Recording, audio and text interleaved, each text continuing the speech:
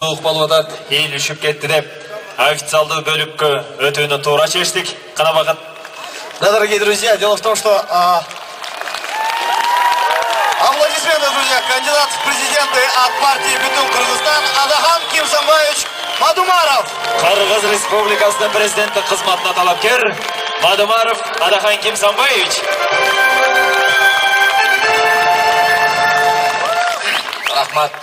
Рахмат. Ассаламу алейкум, урматтуу замандаштар, урматтуу аталар, апалар. Кош келиңиздер. Биринчи кезекте биз сиздерди ошол саат 4кө деп чакырганда, жолугушууга келиңиздер деп чакырганга келгениңиздер үчүн мен баш ийип таазим этип сиздерге ыраазычылык билдирем. Рахмат айтам. Кудай күндү сактап турган болсо, шашпай бүгүн сүйлөшүп алалы. Мен бүтүн Кыргызстанды түрө кыдырып жүрүп, айткан сөздөрүмдү анча-мынчадан теледен көрүп атсаңыздар керек, радиодон угуп атсаңыздар керек, биздин көз караш сиздерге тааныш болсо керек. Басма сөз каражаттарында мүмкүнчүлүктүн болушунча сиздерге жарыялап турдук. Андан да кабарыңыздар болсо керек.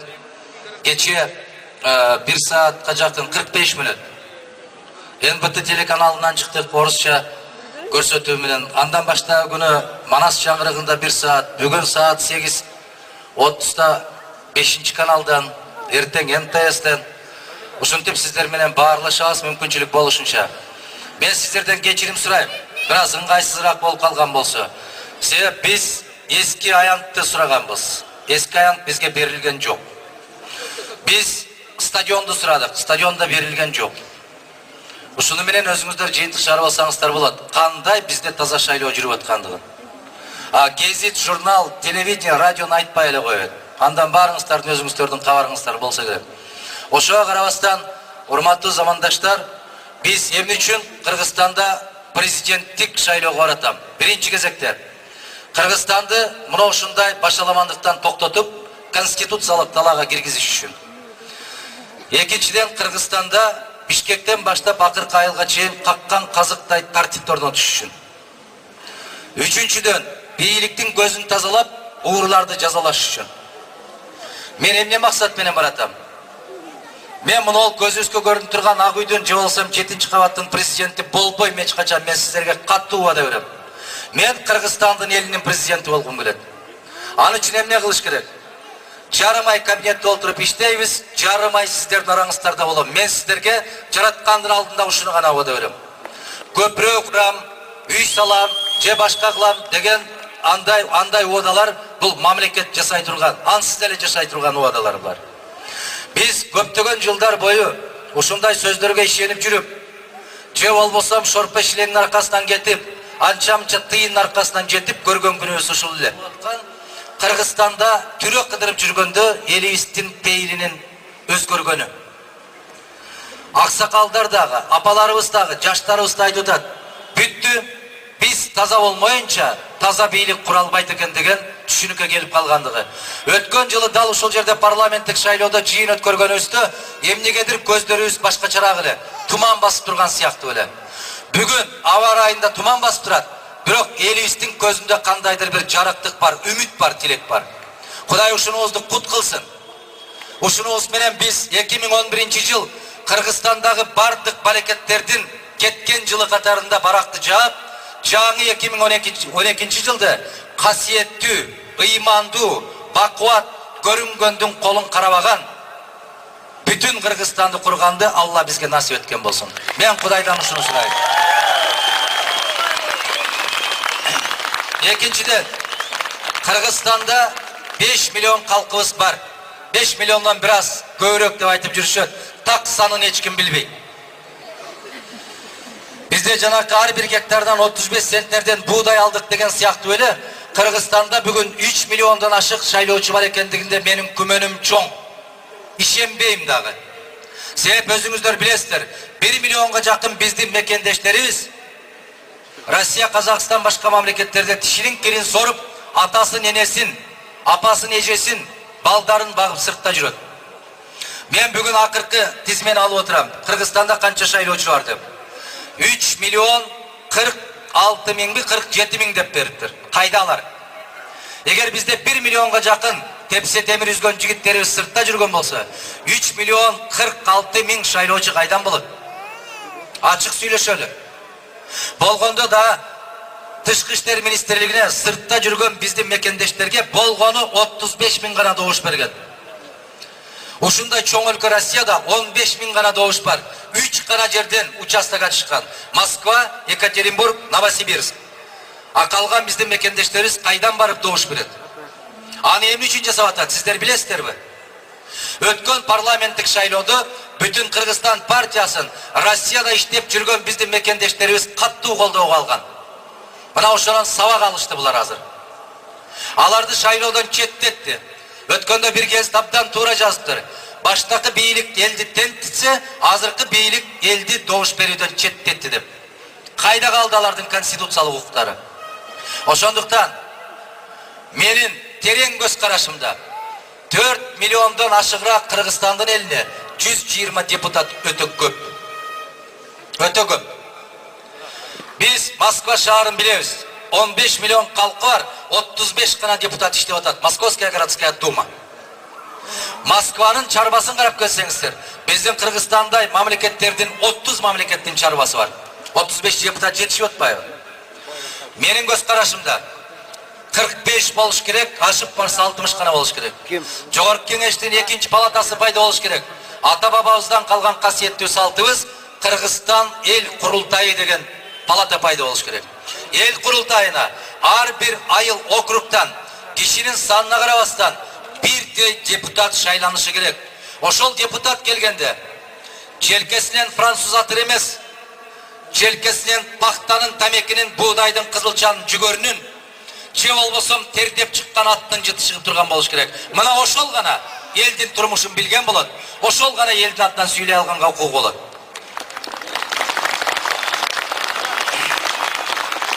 Мен сиздердин карооңуздарга Алладан буйрук болуп, Кудай колдоп, калдайган Кыргызстандын касиеттүү эли колдоп барып калган болсок, 5 майда 93 жылы 5 майда кабыл алынган конституцияны кайра ордуна коем деп уада берем. Аны сиздер менен акылдашам. Ошол конституцияда бийликтин бардык бутактарынын ортосунда тең салмактуулук сакталган. Президент кандай жумуш кылат, өкмөт кандай жумуш кылат, жогорку кеңеш жана жогорку сот дегендей. Анда бүгүнкү күндөгүдөй Кыргызстанды бөлүп талап алган касиет жок ал конституцияда. Биздин Сары Өзөн, Чүй областыбыз СДПКга тийген, Ош областы СДПК, Ош шаары, Ата журт, Жалал-Абад республика, Баткен республика. Бул шумдукту Кыргыздын ата бабасы көргөн эмес. Мына азыр 2 айдан бери талашып тартышып аткандары кайсыл областка, кайсыл партиянын өкүлү сот болуп барат деп титишип атат. Токтотолу шайланайындар. Токтотолу. Биздин касиетибизге жарашпайт. Биз бүтүн кыла албай атсак, бөлө албай, жара албай кыйналышып атканды кайсы ата бабадан калган салт бул. Кудай кааласа, Кудай буйруп барып калсак, мен дал ошол эл курултайын чакырабыз. Эгерде ошол депутат шайлангандан кийин, шайланган айылдан башка жакка көчүп кетсе, ал депутаттык статусун ошол күндөн баштап жоготушу керек. Жогорку кеңеш мыйзам чыгаруу менен алек болуш керек. Кыргыз өкмөтүн караңыздар. 300 миллионго жакын Америка бар. Дүйнөлүк экономиканы башкарып аткан сыяктуу. 14 министрлик бар. Бизде 5 миллионго жетпеген калкка 25 министр бар. Кайда барабыз айланайындар? Bir кетмен чапкан дыйкандын желкесинде, же бир мурондай кирпич кынап аткан курулушчунун желкесинде 12 чиновник отурса, качан дыйкандын башы көтөрүлөт? Мен уада берем сиздерге. Жарым ай жумушта иштеп, жарым ай сиздердин араңыздарда жүрөм.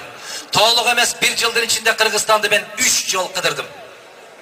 Ошол элдин касиетинен мен көп акыл алдым. Бүт бардык кеп кеңеш элдин ичинде. Эмне үчүн элди кыдырыш керек? Аким алдайт, урматтуу президент сизди эл колдоп атат деп. Губернатор алдайт, урматтуу президент аксакалдар бата берип атат. Бата эмес, ошол мезгилде сени каргап аткан болот. Баарыбыз пендебиз. Жарым жылдан кийин кол көздү май басышы мүмкүн. Жалган. Эмне үчүн эки бийлик ушундай абалга келди? Себеп эл менен сүйлөшкөн жок. Элдин үнүн уккан жок. Министрлер алдады, акимдер алдады, жанындағы жардамчысы да алдады. Натыйжада эмнеге келдик? Дал ушул бүгүнкү күнгө келдик. Азыркылар да ойлоп атат, эл бизди колдоп аттыр деп. Биздин кабарыбыз бар. 3 миллион бюллетен басылган болсо, азыр айыл райондорго бюллетендерди бөлүп берип алганын билебиз биз. Кошумча бюллетенди чыгарып, жанагы чыгып кеткен 5 талапкердин фамилиясын өчүргөнчө деген шылтоо менен bir kişiге добуш берип коюп аткандарынан кабарыбыз бар биздин. Көздү ачыш керек. Кудайдан коркуш керек. Элдин каргышынан коркуш керек. Бизди Кыргызстанды 2 жолу ушул тополоңго шайлоодогу адилетсиздик жеткирген. Биз сабак алышыбыз керек өткөндө. Мен Кудайга кааласа, элдин арасында болуп, келечекте тарыхта Жусуп Абдрахмановдай болуп, Абдыкерим Сыдыковдай болуп, келечекте тарыхта Исхак Раззаков болуп, тарыхта Абдсамат Масалиев болуп, тарыхта Султан Ибраимов болуп калгым келет. Ошондуктан мен айтып атам, мен мамлекеттин эмес, мен карапайым калктын президенти болгум келет.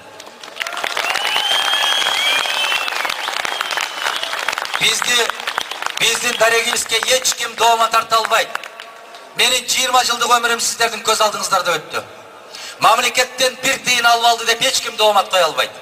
Же мамлекеттен bir кирпичин алып алган деп эч ким доомат кое албайт. Биз аркы дүйнөнүн азабынан корккон үчүн ушундайга барабыз. Пендесинен эмес, мыйзамынан эмес. Себеп мынол көрүп аткан дүйнөдөгү, жалган дүйнөдөгү рахатка караганда, аркы түбөлүктүү дүйнөнүн рахатын эңсейбиз. Ошондуктан айтат, ар бир элдин пейилине жараша падыша берет деп. Эгер биз пейилибизди тазаласак, түздөсөк, жеңил желпи нерсенин аркасынан кетпесек, ошол ниетибизге жараша жетекчиге ээ болот экенбиз. Келиңиздер, пейилибизди тазалайлы. Ишенип коюңуздар, эч кимдин дасторконуна бир сындырым нанды коюп бербейт. Рызкыны жалгыз жараткан өзү берет. Ушуга ишенели. Мен ыйманды бекемдейм деп баратам. Себеп ыймандуу мамлекетте мыйзамы болбосо да жалган айтпайт. Жетим жесир Мунжумаевдин карыя картан бей бечаранын көз жашын бөөдө төктүрбөйт, ишенип коюңуздар. Тескерисинче ыймансыз мамлекет болсо, мыйзамды алтын тамга менен жазып койсоң дагы эч ким кармабайт. Азыр Кыргызстан ошондой бейбаш мамлекетпиз. Эмне үчүн кошуна мамлекеттер менен биздин сүйлөшүүлөр жүрбөй атат? Себеп жетекчи жок. Жетекчи жок Кыргызстандын атынан сүйлөшө турган. Канчалык айтышпасын. Башта айтышты, президенттик, парламенттик бийликти Мадумаров алып келем деп атат деп. Биз көрдүк эки президентти деп атат. Эмне үчүн булар унутат? Турдакун Усмалиевди, Масалиевди, Разаковду, Абдрахманов, Исакеевдерди. Эмне үчүн унутушат? Биздин пейилибиз бузулган экен. Демек, ошондой эки президентке маңдайыбыз туш болду. Макулсуздарбы? Жоопкер кошуп жеп коебуз. Келиңиздер айланайындар, пейилибизди оңдойлу. Ниетибизди түздөйлү. Кыргызстанда таза шайлоо өтөбү деп сурашат. Эгер Кыргызстандын эли таза шайлоону каалаган болсо, таза шайлоо өтөт. Эч ким аны бурмалай албайт. Ишенип коюңуздар. Эртеби кечпи, баары бир актык жеңет. Мен ишенем, жеңиш биз тарапта болот. Себеп биздин пейилибиз ак, колубуз таза, ниетибиз түз. Жеңиш бизде болот, Кудай кааласа. Кыргызстанда мынау билим берүү тармагында биздин программада кенен жазылган. 50ден ашык жогорку окуу жай бар. Бирок жалаң билимсиздерди тарбиялап атканыбызды мойнубузга алышыбыз керек. Эмне үчүн бизде таланттуу, акыл эстүү балдарыбыз, кыздарыбыз жогорку окуу жайга келип окубай калып атат? Эмне үчүн? Бир гана алардын күнөөсү ата-энесинин чөнтөгү жука. Ата-энесинин колунда жок. Кимдин балдары окуш керек? Базаркомдун, темир саткандын, терек саткан, күн саткан, мына ошолордун балдары гана окуш керек болуп калды. Менин программамда бар, ишенип коюңуздар. Мен колдон келген гана нерсени сиздерге убада берем. Жарым жылдан кийин сиздердин алдыңыздарда эки алган баладай болуп, кызарып жер тиктеп тургум келбейт. Колдон келе турган нерсебиз. Биз 10 гана жогорку окуу жайды калтырабыз. Бардыгы мамлекеттик болот. Бирок ошол 10 жогорку окуу жайда 10 тыйындагы контракт деген түшүнүк жоюлат. Болбойт контракт деген бизде. Бул мамлекеттин колунан келет. Эгер ошого саясий эрип жетсе. Караңыздар, кээ бир райондорго, айылдарга барып калсаңыздар, бир врач жок, балдардын ден соолугун караган. Бир гинеколог жок, аялдардын ден соолугун караган. Bir stomatolog жоқ, апаларыбыздың, аталарыбыздың тишин тазалап берген. Егер элет ушундай жагдайга түшүп калса, Кыргызстан кантип күчтүү болсун. Биз кадр даярдабай калдык. Кадр даярдалбайт. Кече Улуттук университетте болдум. Баштагы күнү агрардык академияда болдум. Мана ошол жерден карап турганда биздин студенттердин көзүн көрсөң суктанасың. Жаштарда ишеним бар. Келечекке болгон умтулуу бар. Бирок мамлекет аларга шарт түзгөн жери жок. Чөнтөктү усу барып жумушка кирет, жумушту табат. Биз милицияны жаман көрөбүз. Эмне үчүн? Милицияны сыйлаганды үйрөнмөйүнчө биз эч качан маданияттуу өлкө болбойбуз. Милиционерге мыйзамдын катары, мыйзамдын өкмөттүн өкүлү катары карамайынча, карап көрүңүздөр, ошол милицияга кириш үчүн милицияга акча бербесе кире албайт. Сотка акча бермейинче судья боло албайт. Ушул мамлекетпи? Ушул жашообу? Карап көрүңүздөр. Ошол акча бергендерди соттой турган, акча бере турганды камай турган, кармай турган милиция менен сотторду дагы чөгөлөтүп жерге жаткырып койдук. Бул туура эмес коом. Бул оорукчан коом. Мен айтам сиздерге. Эмне үчүн Усубалиевдин же Масалиевдин тушунда бир да министр ууру болгон эмес? Себеп алар өздөрү таза болгон. Азыр карап көрүңүздөр. Ушул Бишкекти Бишкек кылып турган Усубалиевдин бир өтүгөңдөй турган киоскасы барбы? Жок. Кой оозунан чуу албаган момун мусулман Масалиевдин бир нан саткан дүкөнү барбы? Жок. Эмне үчүн? Себеп алар бүт өмүрүн мамлекет үчүн, эл үчүн берген. Мен дал ошолордой болуп тарыхта калгым келет.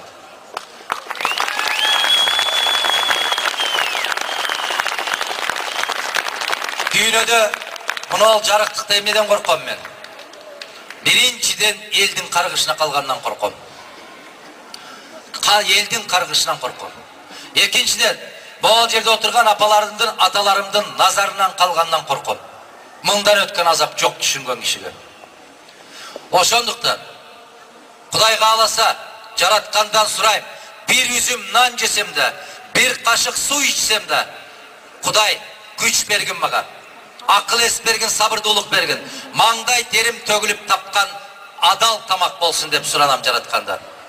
Мына ошол асыл максаттарды ишке ашырууга жараткан өзү жар болсун. Калдайган калың Кыргызстандын эли колдоочу болсун. Себепчи болуп бериңиздер. Кыргызстандын келечеги кең. Айтышат, инвесторлор келеби Кыргызстанга. Инвесторлордун бүт баары Кыргызстанда каттуу тартип болгондо келет. Тартип болбогон жерге келбейт, ишенип коюңуздар. Анча-мынча тыйыныбыз бар, жаштарыбыз өз тыйыныбызды алып Казакстан, Россия, Турция, же болбосо Дубайга салып атабыз. Эмне үчүн? Ишенимдин жоктугунан ушундай болуп атабыз. Эртең дагы тополоң болсо, барып талкалайт деген коркунучтан ушундай болуп атабыз. Биз ушактын аркасынан жашап калдык. Гезиттердин кайсынысын карабаңыздар. 5000 сом берип койсоң, сени капкара көбө менен шыбап салып атат. 10.000 сом берип койсоң, сени манастан кийинки баатыр кылып мактап жер көкөлөтүп салып атат. Кал, баары жалган. Пендеден коркпоңуздар. Пендеден коркпоңуздар. Жаныбызды жалгыз жараткан берген, жаныбызды алуучу жараткандын өзү. Эч ким жаныбызды ала албайт. Эч ким бизди коркута албайт. Айтышып атат, административдик ресурс колдонуп атат. Балдарыбызды мектепке ата-энесинин паспорту болбосо киргизбей атат. Студенттердин бүт бардык паспорттарын жыйнап атат. Эмне үчүн? Арамдык жолго кайрадан Кыргызстан түртүш үчүн. Ишенип коюңуздар. Өз бактыбыз үчүн күрөшкөн эл гана бактылуу болот. Биз өз бактыбыз үчүн күрөшкөнгө даярбызбы? Кудай кааласа Кыргызстан өзгөрөт. Кыргызстан өзгөрөт. Менден сурайт. Сиз бардык участоктарды көзөмөлгө алсаңыз, берген добушту сактап калсаңыз дейт. Мен самолет эмес, ракета минип алсам да жетишпейм. 2300дөн ачык участок бар. Келиңиздер. 30-ында Мадумаровдун тагдырын чечиш үчүн турбаңыздар. Өз тагдырыңызды өзүңүз чечиңиз. Өз каалаганыңыздай кылыңыз. Өз билгениңизди жасаңыз. Ошондо гана жүрөгүңүз эркин болот. Жүрөк эркин болгондо бактыңызды сезесиз. Биз адамбыз. Биз адам болуп жаралганбыз. Адамдын башка айвандан айырмасы ушунда, адам баласы каалаганды жасайт. Көңүлүнө келгенине туш келсе, ошого барат. Мен мага добуш бериңиздер деп бир жерде айткан жокмун. Өз тагдырыңды өзүң тандап ал деп атам. Танда. Егер Кыргызстанга көкірегінде иманы бар, оозunda келмесі бар, арамдықтан қорыққан, бұл дүйнөнүн рахатына қарағанда, арқы дүйнөнүн рахатын ойлаған жетекші келгенде ишениңиздер, қасиетті Кыргызстанға нұр жайт. Тапқаныбыз эки болот, берекеси болот. Ансыз еш нерсеге жетише албайбыз. Улуу бабаларыбыз айткан экен, bir күн уруш болгон жерден 40 күн береке качат деп. Тополоңу жок Кыргызстан барбы бизде? Ат башыда тынчтык болсо Алабукадан чыгат, Алабукада тынчтык болсо Алайдан чыгат, Алайда тынчтык болсо Сокулуктан чыгат, Сокулукта болбосо Түптө чыгат. Токтотолу ушул нерсени. Токтотолу. Мен ишенем, мага да кыйын. Мен сүйлөп аткан сиздердин алдыңыздарда мага кыйын. Эмне үчүн? Кыргызстандын эли саясатчылардан көңүлү көк таштай калган. Ишенбейт. Баары жалган айтат. Биз тек гана туура жолду тандай албай атабыз. Мени салыштырат кээде. Сиз ушундай убада берип коюп, кийин убадаңызда турасызбы деп. Мен сиздерге жооп берем. Жараткандын алдында, пенде катарында, калдайган касиеттүү калкымдын алдында мен айткан сөзүмдө турам деп убада бере алам.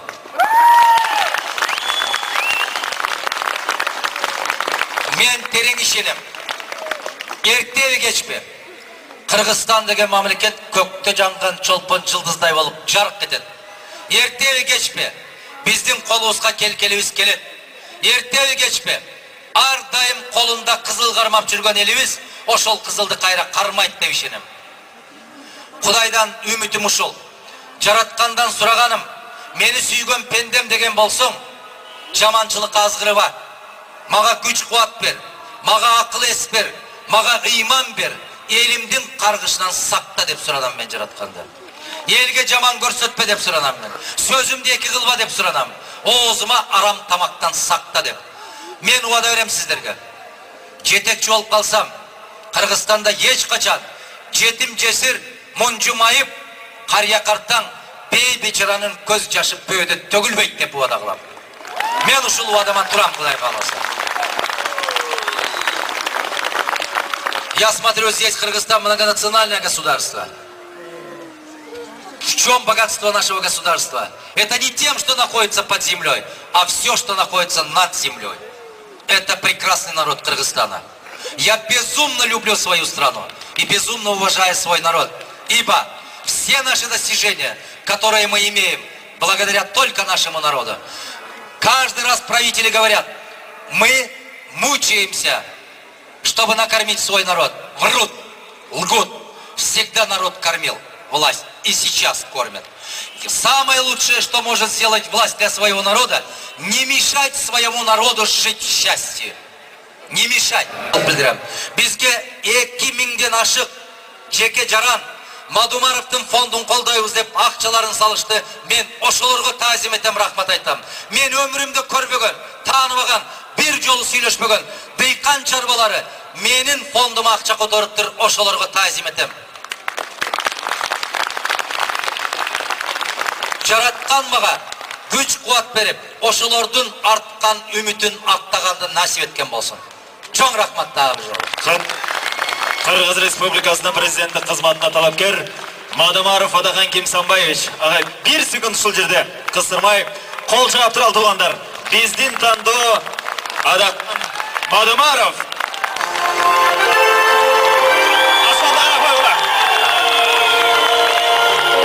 Дорогие друзья, кандидат в президенты Кыргызской Республики Адахан Кимсанбаевич Мадумаров. Саңғындар жанын беріп, бабалар сақтап келген айдын Кол чыгап туралы туугандар. тұрған ажайып бақуатты Биздин тандоо білден Адахан Кимсанбаевич. берекесін төгіп тұрған ажайып